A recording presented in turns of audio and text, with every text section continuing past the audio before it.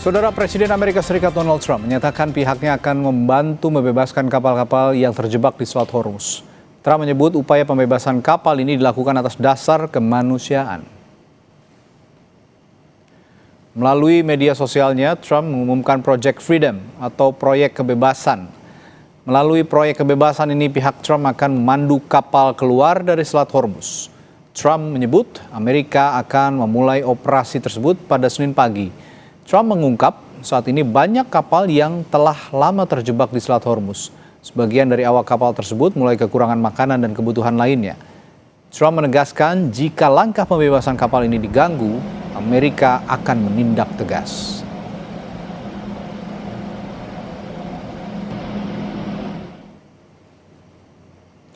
Di media sosialnya, Trump menulis, ini adalah tindakan kemanusiaan atas nama AS. Negara-negara Timur Tengah dan khususnya Iran. Banyak dari kapal-kapal ini kekurangan makanan dan segala sesuatu yang diperlukan. Jika proses kemanusiaan ini diganggu, maka harus ditangani dengan tegas, begitu kata Donald Trump.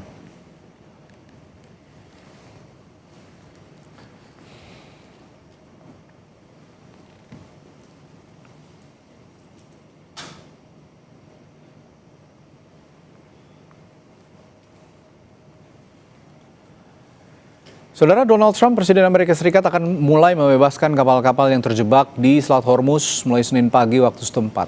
Melalui operasi yang disebut sebagai upaya membuka kembali jalur pelayaran vital dunia. Selain aspek militer dan navigasi, Amerika Serikat juga mengeluarkan ancaman sanksi terhadap pihak manapun yang membayar tarif ke Iran untuk melintasi Selat Hormuz. Lalu apa makna strategi ganda yang diterapkan Amerika Serikat? Apakah ini juga jadi strategi Amerika Serikat untuk menekan ekonomi Iran? Kita akan membahasnya dengan dua narasumber, pengamat Timur Tengah Universitas Padjadjaran Dina Sulaiman dan Muradi, Profesor Muradi, Guru Besar Politik dan Keamanan Universitas Padjadjaran. Selamat malam, Bu Dina, Prof. Muradi. Malam. Selamat malam. Mas Radit, Dina, apa kabar? Ya, Prof. Ya, saya ke Bu Dina dulu. Bu Dina, Presiden Trump katanya akan membuka Selat Hormuz agar kapal-kapal bisa lewat, sekaligus mengancam sanksi bagi mereka yang membayar tarif di Selat Hormuz kepada Iran. Apa yang bisa Anda analisis dari strategi Amerika Serikat ini, terutama khususnya yang keluar dari mulut Donald Trump? Ya, ini kelanjutan dari sikap Trump selama ini ya, selalu main ancam dan berkali-kali sebelumnya dan berbagai jenis ancaman yang sudah dikeluarkan. Nah, ancaman yang terbaru mengenai akan mengawal, artinya kan berarti mendeploy kapal-kapal perang ya. Sekarang pertanyaannya apakah memungkinkan kapal-kapal perang dalam ukuran besar atau kapal induk itu bisa melakukan pengawalan itu secara teknis di kawasan Selat Hormuz. Kemudian yang kedua, seandainya betul kapal-kapal perang Amerika Serikat atau juga bahkan kapal induknya mendekat, itu kan justru bahkan lebih terjangkau ya oleh drone dan rudalnya Iran, sehingga posisi Angkatan Laut Amerika justru malah semakin terancam. Sehingga saya pikir dalam kondisi seperti ini ancaman Trump ini lebih bertujuan untuk menciptakan citra atau image bahwa dia masih memegang kontrol, dia masih memiliki inisiatif di kawasan tersebut untuk menenangkan audiens domestiknya maupun juga untuk menenangkan sekutu-sekutunya bahwa Iran masih bisa ditundukkan dalam impiannya Trump ya tentu saja. Ya, ini sebelum saya lanjutkan khusus soal pembebasan kapal-kapal di Selat Hormuz, ada berita paling baru dari Selat Hormuz terutama. Ini kapal-kapal perang Amerika Serikat baru saja beritanya masuk ke kami diserang oleh Angkatan Laut Iran, oleh rudal-rudal Angkatan Laut Iran. Saya langsung saja ke Prof. Muradi. Apa yang terjadi kalau seperti sekarang ini yang barusan saya bacakan beritanya? Apakah perang di Selat Hormuz justru akan terjadi, Prof. Muradi? Ya, ada tiga hal, Mas Radit. Yang pertama, ini berkaitan soal dinamika di dalam negeri yang memang pada akhirnya yang membuat Donald Trump harus melakukan inovasi secara taktik militer dan pertahanan untuk bisa kemudian tetap eksis dan bisa di atas angin. Yang kedua, kalau kemudian ada serangan, itu tadi disampaikan Mbak Dina bahwa memang pada akhirnya saya meyakini betul kalau selama kemudian Amerika Serikat masih dalam posisi sendiri ya, tidak dengan sekutu, tidak dengan NATO, tidak dengan kemudian negara yang biasa membantu mereka, maka itu tidak dalam posisi yang firm. Firm artinya mereka akan melakukan upaya manuver politik dan militer untuk menekan Iran. Nah, yang ketiga, sejauh ini saya kira kalaupun dilakukan pertama namanya battle war-nya ya ada di Selat Hormuz. Saya ingin mengatakan bahwa pendekatan yang dilakukan oleh Trump jauh lebih sebagai psychology war ketimbang kemudian langkah-langkah yang sifat nyata gitu, Mas Radit. Lalu dengan serangan yang baru saja terjadi, Prof, kira-kira akankah ancaman Trump justru lebih dulu dipatahkan oleh serangan Iran ini? Ya, secara teori pendekatan militer memang pada akhirnya lebih lakukan oleh Iran adalah langkah untuk kemudian melakukan preventif ya. Saya kira dengan langkah itu mereka kemudian mengusir, menghalau dan seterusnya. Jadi secara taktik militer pada akhirnya sebenarnya disampaikan Trump itu membuka strategi rahasia militer ya untuk melakukan upaya mengepung dan mematahkan ruang gerak dari Iran terutama di daerah di Selat Hormuz. Yang kedua, secara prinsipil saya kira keberadaan dari pasukan militer yang ada di Iran, Amerika yang ada di sekitar Selat Hormuz itu lebih banyak soal membangun sewer belaka ketimbang menyiapkan operasi yang sifatnya lebih besar.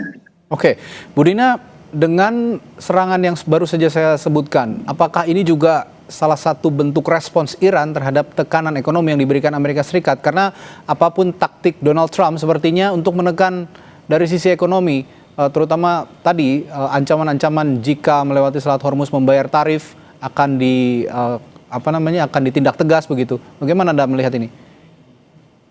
Kalau kita melihat dari pernyataan juru bicara Kementerian Luar Negeri Iran kan sudah pada ini ya sebutan yang sudah disampaikan Iran adalah Amerika Serikat melakukan aksi pembajakan.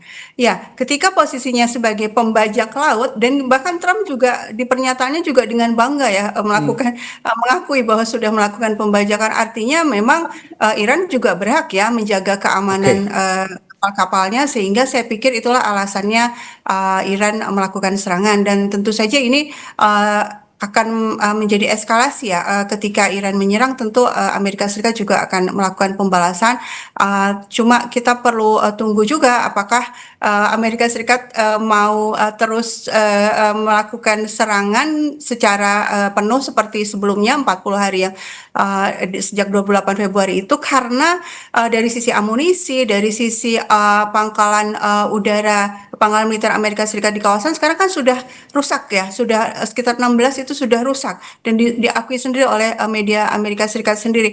Artinya Amerika Serikat juga tidak punya kemampuan penuh lagi seperti sebelumnya di tanggal 28 Februari untuk melakukan serangan besar seperti itu terhadap Iran, sehingga mungkin saja akhirnya Amerika Serikat keluar begitu saja seperti yang terjadi bulan Maret 2025 ketika Amerika Serikat datang ke Laut Merah untuk menyerang Ansarullah Yaman. Itu dalam 52 hari akhirnya ya pergi begitu saja, menyatakan kalah atau menang gitu. Ya, ini lucu sekali sepertinya, Prof ya. Tadi dikatakan oleh Bu Dina bahwa sebenarnya yang melakukan dalam tanda kutip pelanggaran di Laut Hormuz atau di Selat Hormuz adalah Amerika Serikat sendiri. Tadi Bu Dina sudah mengatakan bahwa yang melakukan pembajakan adalah Amerika Serikat, karena sudah stated juga ya mereka dengan bangga mengatakan membajak. Tapi lucunya Donald Trump kemudian mengatakan ada aksi Project Freedom for the sake of humanity katanya, untuk kemanusiaan.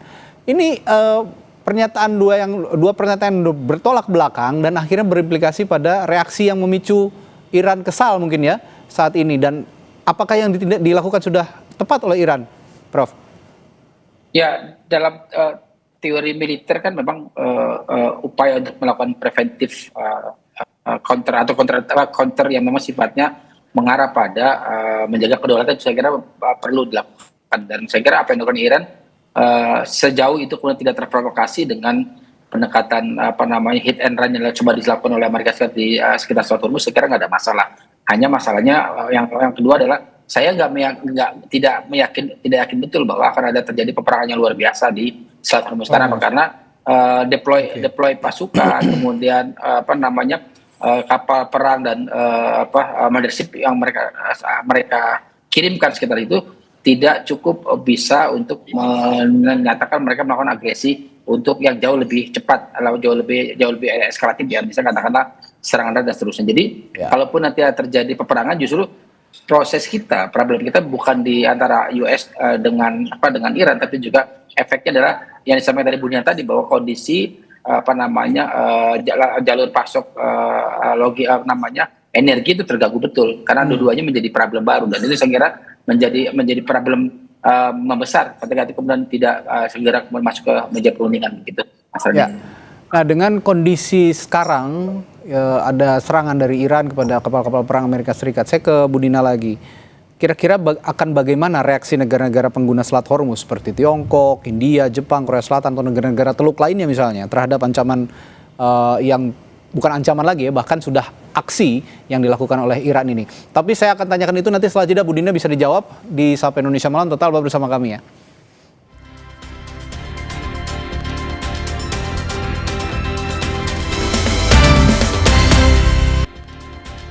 Saudara, kantor berita Fars Iran melaporkan bahwa sebuah kapal perang Amerika Serikat yang bermaksud melewati Selat Hormuz terpaksa putar balik. Kapal perang itu ditembak setelah mencoba mengabaikan peringatan dari Angkatan Laut Iran. Laporan yang belum dapat diverifikasi secara independen mengatakan bahwa 2 rudal menghantam fregat Angkatan Laut Amerika Serikat saat berlayar melalui jalur tersebut. Iran menganggap perlintasan kapal AS itu sebagai pelanggaran keamanan lalu lintas dan pelayaran di dekat Pulau Jask.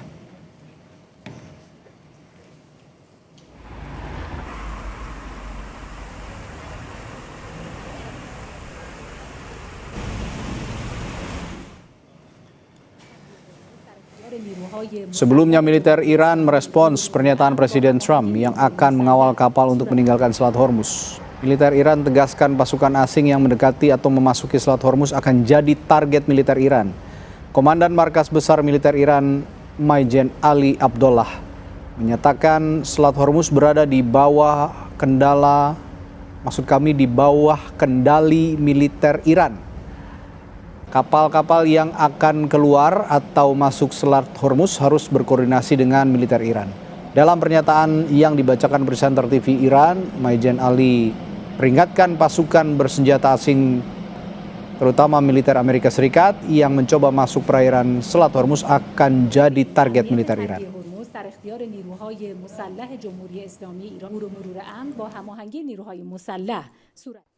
فرمانده قرارگاه مرکزی حضرت خاتم الانبیا گفت ما با تمام توان امنیت تنگه هرمز را حفظ و پرقدرت مدیریت می‌کنیم و به تمام کشتی‌های تجاری و نفتکش اعلام می‌کنیم از هر گونه اقدامی برای تردد بدون هماهنگی نیروهای مسلح مستقر در تنگه هرمز خودداری نمایند تا امنیت آنها به خطر نیفتد. سرلشکر خلبان علی عبداللهی اعلام کرد هشدار می‌دهیم هر نیروی مسلح بیگانه به خصوص ارتش متجاوز آمریکا چنانچه قصد نزدیک شدن و ورود به تنگه هرمز را داشته باشد مورد تهاجم قرار خواهند گرفت. Ya, tadi sebelum jeda saya bertanya ke Budina tentang situasi yang paling akhir di Selat Hormuz, terutama respons dari negara-negara pengguna Selat Hormuz. Kira-kira saya juga curious atau penasaran juga, mereka akan seperti apa? Kalau Budina membacanya bagaimana? Seperti Tiongkok, India, Jepang, Korea Selatan, atau negara-negara Teluk lainnya terhadap situasi yang baru saja terjadi di Selat Hormuz? Ya, kalau negara-negara besar seperti Tiongkok, kemudian juga India, maksudnya mereka tuh importir minyak terbesar yang dari Selat Hormuz ya. Ya. Kalau negara-negara besar ini justru sebenarnya tidak ada masalah dengan Iran ya. Kapal mereka bisa lewat karena yang dilakukan Iran adalah semua kapal yang mau lewat itu harus kerjasama dengan Iran, harus berkoordinasi dengan Iran. Jadi buat mereka nggak ada masalah negara-negara lain berkepentingan. Termasuk jika dimintai tarif itu tadi ya? Ya. Nah, yang repot itu atau yang merasa rugi saat ini adalah Amerika Serikat ya, karena Amerika yang memang tidak boleh karena dengan alasan juga yang melakukan agresi. Sehingga saya pikir sekarang opsinya tuh buat Trump sekarang ya, kalau respons dari negara-negara yang memang bekerja sama dengan Iran, saya pikir baik-baik saja, tidak ada masalah. Tapi sekarang Trump ada 2 pilihan ini ketika kapalnya sudah diserang 2 rudal oleh Iran, apakah akan membalas? Nah, kalau membalas artinya situasi akan semakin buruk, harga Ya, minyak juga akan betul. semakin naik dan ini tidak diinginkan juga oleh Gedung Putih ya. Tapi juga kalau tidak membalas, kalau diam begitu saja itu juga kan mempermalukan Amerika Ya, Serikat sendiri. Jadi artinya Trump sekarang betul-betul terjepit ya artinya situasinya. Bu Dina, negara-negara yang tadi seperti Tiongkok, India itu juga tidak akan juga atau mengabaikan juga ancaman dari Donald Trump ya kira-kira yang akan menyangsi kalau membayar tarif katanya. Ya selama ini juga kan sebenarnya misalnya antara Iran dan China itu sudah perdagangannya sudah Udah lancar-lancar lancar saja. ya, karena Ya, ada ya karena ya, ada ya, ya. jalur keuangan yang selain yang bukan jalurnya SWIFT-nya Amerika, jadi nggak bisa uangnya yang beredar itu nggak bisa dibekukan seperti Ya, yang diancam oleh Trump. Jadi oke. jalur-jalur yang non tradisional itu sudah dipakai oleh Iran selama ini sehingga ya memang perdagangannya itu tetap Oke. berjalan dengan beberapa negara yang memang berani dan Mhm. mencari cara untuk bisa menembus sanksi yang ditetapkan oleh Amerika Serikat secara sepihak itu. Oke, saya ke Prof. Muradi lagi. Prof, dari sudut pandang Yes, politik ya. dan keamanan internasional, Prof, strategi ini mencerminkan doktrin Trump America First atau peace through strength atau bagaimana? Dan bagaimana juga pengaruhnya terhadap stabilitas keamanan global, Prof? Ya, jadi yang pertama memang dari awal Trump itu kan perspektifnya kan American sentris ya. Jadi American first tadi. Jadi apa yang dilakukan termasuk misalnya menerapkan sanksi kan perspektifnya perspektif politik hukumnya mereka, bukan proses politik hukum internasional. Jadi memang itu tidak bisa mengikat banyak pihak. Itu yang kemudian perlu dilihat. Yang kedua, apa yang dilakukan oleh Iran, saya kira ini akan menjadi satu stimulasi sebenarnya stimulasi. Ada dua situasi yang saya kira akan kelihatan. Pertama, akan ada balasan. Tapi ini balasannya tidak dalam posisi yang agak besar. Kenapa? Karena konsolidasi militer Amerika itu dari awal tidak dalam kondisi yang firm ya. Dan yang kedua, ini akan memaksa mereka untuk duduk berunding lagi dalam asumsi bahwa mereka pada akhirnya tidak dalam posisi yang bisa dimenangkan. Karena begini, beberapa kasus yang kemudian melibatkan mereka dan kemudian memaksa mereka pada akhirnya jengah. Contoh begini misalnya beberapa sekutu mereka yang kemudian diarahkan untuk mengambil minyak ke Rusia itu kemudian juga makin mahal kan karena rantai pasoknya makin panjang kan begitu. Artinya apa? Secara prinsipnya saya kira ini akan menjadi titik senario baru. Apakah kemudian memasuk di dunia di meja perundingan dalam eskalasi yang sama-sama diuntungkan katakanlah, atau malah kemudian akan menjadi besar. Kalau saya melihatnya itu yang pertama, karena yang kedua konsolidasi militer Amerika Serikat itu terendah sepanjang 50-60 tahun terakhir begitu, Mas Radi. Oke, tapi bicara keamanan regional, keamanan kawasan begitu, apakah ini bisa jadi presiden berbahaya bagi jalur pelayaran vital di tempat lain atau terutama di Selat Hormuz di dunia, misalnya juga Laut Cina Selatan misalnya, ini akan jadi presiden nggak sih, Prof sebenarnya? Kalau ngelihat polanya kan semua deeskalasi ya. Ya. Semua wilayah, semua yang menjadi karibnya US kan deeskalasi. Negara-negara Timur Tengah semua diam, semua kemudian menunggu dan sebagainya. Kemudian negara-negara di Eropa Asia Timur, Jepang dan Korea juga kemudian tidak terlalu tidak merespon jauh, bahkan maka Jepang mau membayar tarif dan seterusnya. Jadi saya kira prinsip ini akan kemudian mengarah, kalau saya membayangkan ya, akan terjadi eskalasi justru ada di Selat Hormuz.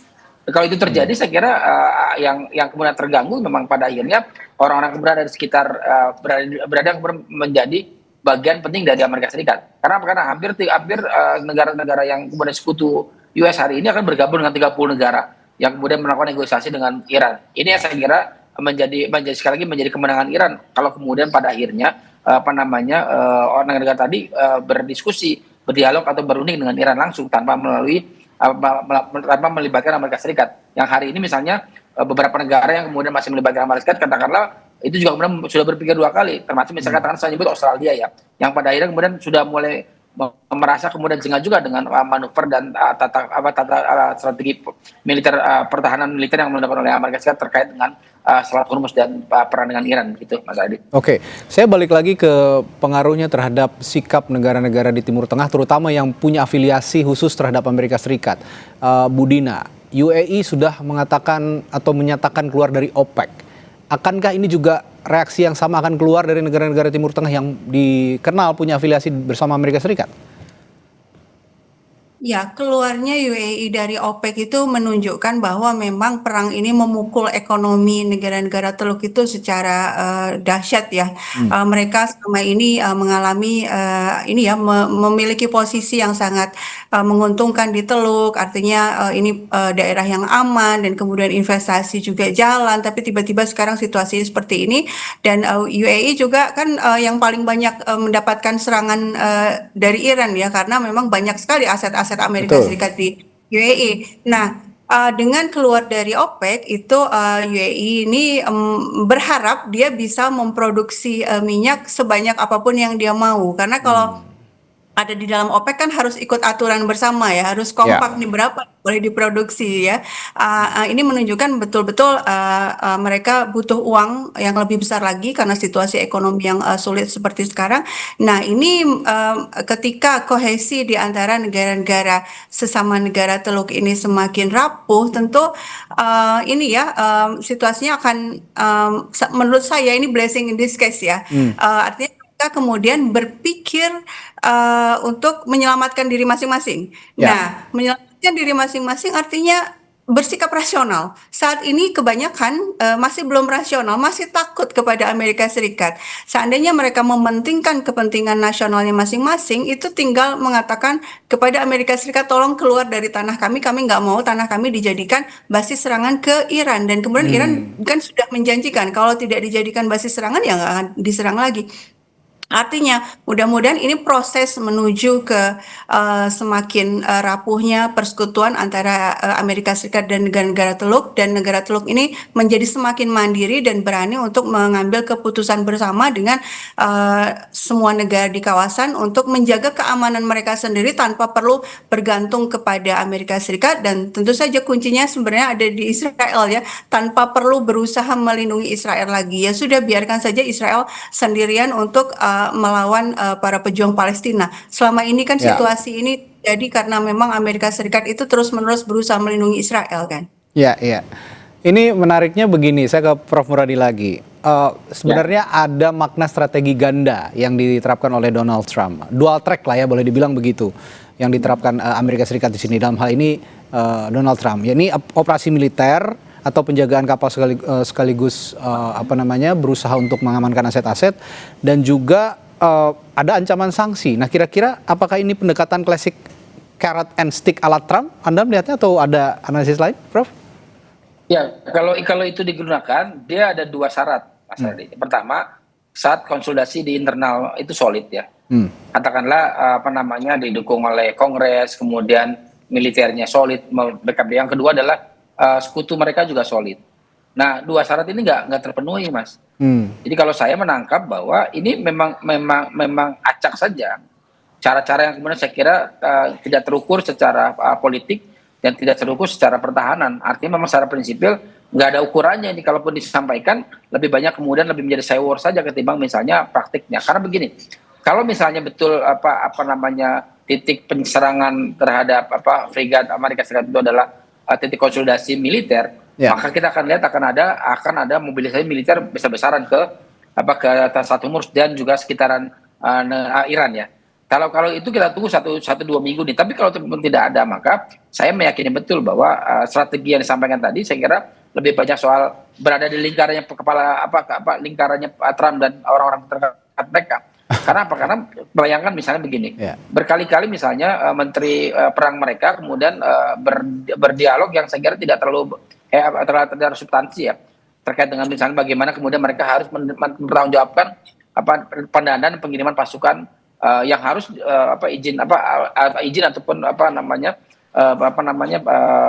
penetapan dari Kongres. Itu yang sampai hari ini kemudian jadi masalah baru. Jadi kalaupun nanti bergeser pada level tertentu, saya meyakini betul bahwa Ram akan kemudian menarik sebagian besar tentaranya dan kemudian akan memilih untuk berunding dengan asumsi tadi akan ada titik temu yang saya kira sama-sama diuntungkan. Itu yang saya kira hari ini saya melihatnya ada ruang itu bisa sama-sama dalam perundingan begitu. Baik, Prof. Muradi meyakini akan ada perundingan, ujung-ujungnya begitu. Nah, kalau gitu saya ke Bu Dina, kira-kira ada nggak peluang negosiasi damai yang lebih besar pasca operasi ini? Mengingat Trump juga sedang meninjau proposal Iran kan kemarin ini ya, Bu Dina? Ya, Saat ini Trump itu menghadapi tekanan dari dua kubu besar. Yang pertama kubu yang pro perang, inginnya perang itu terus berlanjut. Siapa itu? Perusahaan minyak. Perusahaan minyak ini jelas untung ya ketika harga minyak terus naik seperti sekarang. Kemudian juga perusahaan militer ya, dan yang ketiga itu Israel. Nah, tapi kan juga ada di dalam negeri yang betul-betul inginnya perang segera selesai, terutama rakyat Amerika Serikat sendiri yang mengalami kesulitan ekonomi akibat perang, dan juga politisi yang bicara soal bagaimana nih nasib Republikan ketika pemilu setelah nanti. Kalau terus-menerus perang mereka bisa kehilangan suara, dan juga bisnismen yang butuh stabilitas untuk melanjutkan investasi dan lain-lain.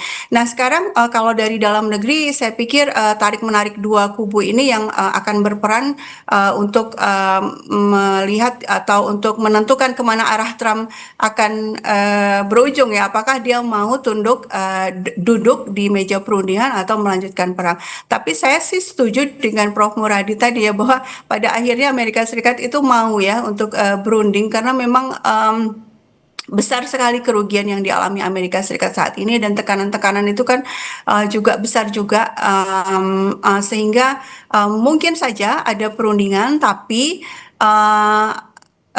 dengan posisi yang seperti sekarang, Iran yang di atas angin, tentu syarat-syarat yang akan didiskusikan itu adalah syarat-syarat yang dari Iran. Nah, sekarang apakah kemudian Trump akan tunduk? Sangat mungkin tunduk atau memenuhi keinginan Iran, terutama penghentian perang, seandainya tekanan terus diberikan kepada Trump oleh berbagai pihak yang tadi saya sebutkan. Saya punya pertanyaan yang mungkin bisa dijawab singkat oleh Prof. Muradi, karena waktu kita terbatas, Prof.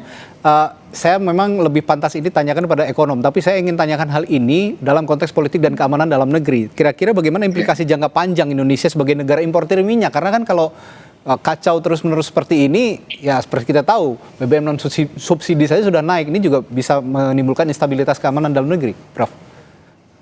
Ya, cost untuk rantai pasoknya makin besar ya. Kita akan beli dari Rusia itu hampir 2 kali lipat dari ongkos rantai pasoknya. Jadi yang pasti harga BBM akan membumbung ya, dan itu yang membuat kita jadi kerepotan karena kasus ini. Karena sampai hari ini kita tidak dalam posisi yang mendekat ke Iran. Itu yang saya kira tidak dilakukan. Itu yang kemudian tidak dilakukan oleh kita. Padahal Thailand, kemudian Malaysia ya, bahkan Vietnam itu merapat ke Iran. Itu yang saya agak khawatir sebenarnya, kita akan punya cadangan minyak yang tidak terlalu, karena butuh 50 hari untuk dari Rusia ke kita. Sementara dari Iran ke kita itu nggak nyampe 20 hari, Mas. Jadi saya kira ini serius kita menjadi imbas atau efek dari peperangan yang berlaut ini gini. Oke, seperti negara-negara Teluk yang tadi dikatakan Bu Dina terlalu patuh dengan Amerika Serikat, ya kenapa juga tidak dengan Indonesia, jangan terlalu patuh juga gitu ya. Kita saatnya merapat ke Iran mungkin untuk menjaga kepentingan nasional terlebih dahulu. Nanti kalau memang ada implikasi jangka panjang terhadap hubungan kita dengan Amerika Serikat, itu bisa disusun kembali, rearrange kembali. Baik, terima kasih Profesor Muradi dan juga Ibu Dina Sulaiman telah berbagi perspektifnya malam hari ini di Sapa Indonesia Malam. Kita jumpa lain waktu. Selamat malam, sampai jumpa. Terima kasih Mas Radit, terima kasih Mbak Dina. Saudara, perang Amerika Serikat dengan Iran akankah berlanjut? Presiden Trump tunggu keputusan Kongres. Ulasannya sesaat lagi kami hadirkan untuk Anda.